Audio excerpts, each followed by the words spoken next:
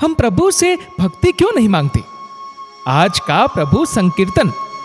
परमात्मा ने इतना सुंदर जीवन हमें दिया है, फिर भी हम उससे धन दौलत या संतान पाने की इच्छा रखते हैं, जबकि ये सब नश्वर है। यदि संसार में कुछ रहने और साथ जाने वाला है तो वह भक्ति भाव है। हम वही परमात्मा से पहले न मांगकर सांसारिक वस्तुएं मांगते हैं। श्री अयोध्या जी में एक उच्च कोटि के संत रहते थे। इनके मन में हर समय रामायण का श्रवण करने की इच्छा रहती थी। जहां भी कथा चलती वहां बड़े प्रेम से कथा सुनते। कभी किसी प्रेमी अथवा संत से कथा कहने की विनती करते। एक दिन राम कथा सुनाने वाला कोई मिला नहीं। वहीं पास से एक पंडित जी रामायण की पोथी लेकर जा रहे थे। पंडित जी ने संत को प्रणाम किया और पूछा कि महाराज क्या सेवा करे? संत ने कहा, पंडित जी रामायण की कथा सुना दो, परंतु हमारे पास दक्षिणा देने के लिए रुपया नहीं है। हम तो फक्कड़ साधु है, माला लंगोटी और कमंडल के अलावा कुछ है नहीं, और कथा भी एकांत में सुनने का मन है हमारा। पंडित जी ने कहा, ठीक है महाराज। संत और कथा सुनाने वाले पंडित जी दोनों सरयू जी के किनारे जाकर बैठ गए।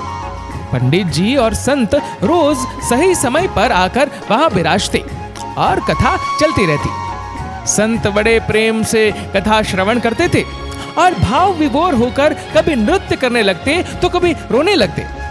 जब कथा समाप्त हुई तब संत ने पंडित जी से कहा, पंडित जी आपने बहुत अच्छी कथा सुनाई, हम बहुत प्रसन्न हैं। हमारे पास दक्षिणा देने के लिए रुपया तो नहीं है, परंतु आज आपको जो चाहिए वह आप मांगो। संत सिद्ध कोटि के प्रेमी थे। श्री सीताराम जी उनसे संवाद भी किया करते थे। पंडित जी बोले, महाराज हम बहुत गरीब हैं, हमें बहुत सारा धन मिल जाए। संत ने प्रार्थना की कि प्रभु इसे कृपा करके धन दे दीजिए। भगवान ने मुस्कुरा दिया। संत बोले, तथास्तु। फिर संत ने कहा, मांगो और क्या चाहते हो? पंडित जी बोले, हमारे घर पुत्र का जन्म हो जाए। संत ने पुनः प्रार्थना की और श्री राम जी मुस्कुरा दिए। संत बोले, तथास्तु, तुम्हें बहुत अच्छा ज्ञानी पुत्र होगा। फिर संत बोले, और कुछ मांगना है तो मांग लो। पंडित जी बोले, श्री सीताराम जी की अखंड भक्ति प्रेम हमें प्राप्त हो। संत बोले, नहीं, ये नहीं मिलेगा। पंडित जी आश्चर्य में पड़ गए कि महात्मा क्यों मना कर रहे हैं। पंडित जी ने पूछा, संत भगवान ये बात समझ नहीं आई कि आप मना क्यों कर रहे हैं। संत बोले, तुम्हारे मन में प्रथम प्राथमिकता धन सम्मान घर की है, दूसरी प्राथमिकता पुत्र की है और अंतिम प्राथमिकता भगवान की भक्ति की है। जब तक हम संसार को परिवार धन पुत्र आदि को प्राथमिकता देते हैं तब तक भक्ति नहीं मिलती। भगवान ने जब केवट से पूछा कि तुम्हें क्या चाहिए, केवट ने कुछ नहीं मांगा।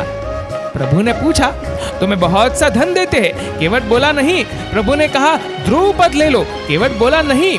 इंद्र पद, पृथ्वी का राजा और मोक्ष तक देने की बात की, परंतु केवट ने कुछ नहीं लिया। वह केवल प्रभु भक्ति चाहता था। तब जाकर प्रभु ने उसे भक्ति प्रदान की। हनुमान जी को जानकी माता ने अनेक वरदान दिए, बल बुद्धि सिद्धि अमरत्व आदि, परंतु उन्होंने कुछ प्रसन्नता नहीं दिखाई।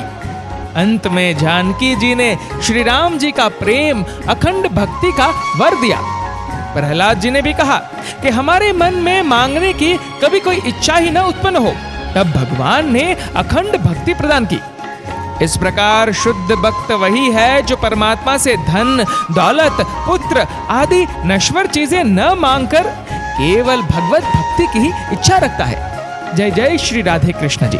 दोस्तों, इस वीडियो को लेकर आपकी क्या राय है नीचे कमेंट करके जरूर बताएगा। और अगर आपको वीडियो अच्छा लगा हो तो इस वीडियो को लाइक करेगा, शेयर करेगा ज्यादा से ज्यादा लोगों तक। और ऐसे ही और भी स्पिरिचुअल कहानियों को सुनने के लिए सब्सक्राइब करें हमारे यूट्यूब चैनल को और फेसबुक पर फॉलो करें हमारे पेज को। धन्यवाद।